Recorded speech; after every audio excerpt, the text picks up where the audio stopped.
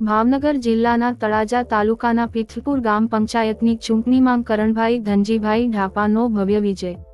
પીથલપુર 2025ની ગામ પંચાયતની ચૂંટણીમાં સૌ પ્રથમવાર આખી પેનલનો વિજય થયો અને 7 નંબરના બોર્ડમાં વાલ્મીકી સમાજનો પહેલીવાર સભ્યમાં વિજય થયો અને પીથલપુરના સરપંચના પ્રતિનિધિ ધનજીભાઈ ઢાપા પાસેથી મળતી માહિતી મુજબ પીથલપુરમાં આખી પેનલનો વિજય થયો એ પહેલી ઘટના અને બીજી ઘટના વાલ્મીકી સમાજનો સભ્ય પહેલીવાર ગામ પંચાયતની ચૂંટણીમાં સભ્ય તરીકે વિજય થયો।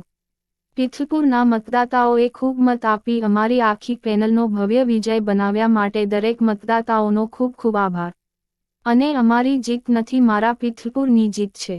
પીથલપુર ગામ પંચાયતની ચૂંટણીમાં વિજય થયેલ સભ્યની વાત કરીએ તો ward number 1 Gitaben Pragjibhai Bambhaniya, ward number 2 Vasantben Mathurbhai Dhapa, ward number 3 Bharatbhai Ogadbhai Dhapa, ward number 4 Naravanbhai Gordhanbhai Dhapa, ward number 5 Gauriben Maheshbhai Dhapa, ward number 6 Kamuben Khimabhai Sarvaiya, ward number 7 Kamleshbhai Bhikhabhai Dathiya, ward number 8 Champaben Gadabhai Shiyal, ward number 9 Kamlaben Bhaveshbhai Ladva, ward number 10 Dilipbhai Bhimbhai Valaki. અમારી મહાદેવ ડિજિટલ ઉછળી ચેનલ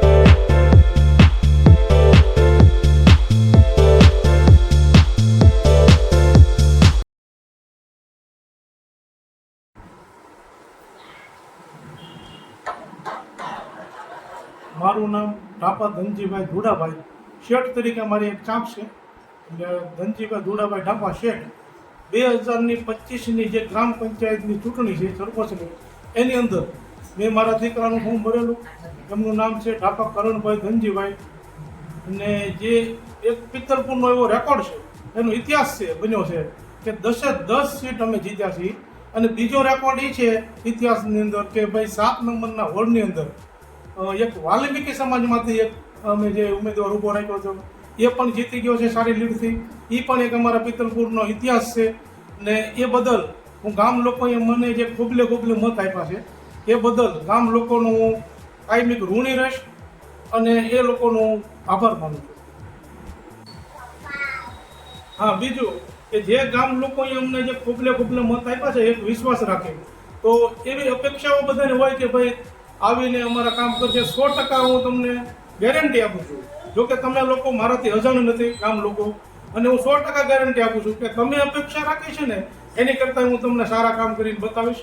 ગામની અંદર ક્યારેય કોઈ ભેદભાવ રાખવામાં નહીં આવે અને ભેદભાવ વગર બધા સાથે મળીને કામ કરશું। મેં ઘણી વાર તમને આપણે ગામની સભાઓમાં પણ મેં કીધેલું, ચૂંટણીઓની સભામાં કીધેલું કે ભાઈ તમે જે વિશ્વાસ રાખશો ને એની કરતાં ડબલ હું તમને કામ કરી બતાવીશ।